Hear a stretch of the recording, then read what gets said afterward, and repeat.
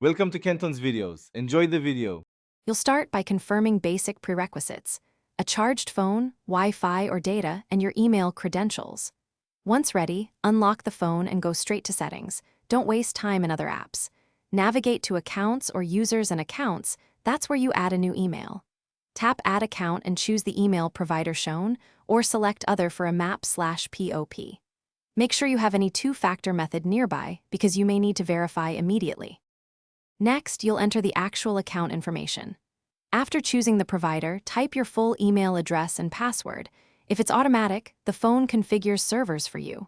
For other, pick a map or POP and type incoming/outgoing server names, ports, and security type. This matters for reliable sync. Tap Sign In and then allow requested permissions so contacts and calendar can sync.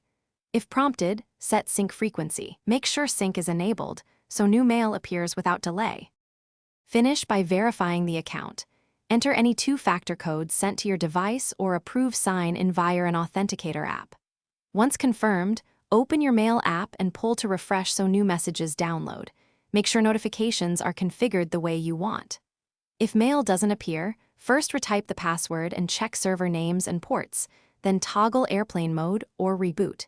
If problems persist, remove and add the account to force a fresh configuration, which often resolves hidden sync errors.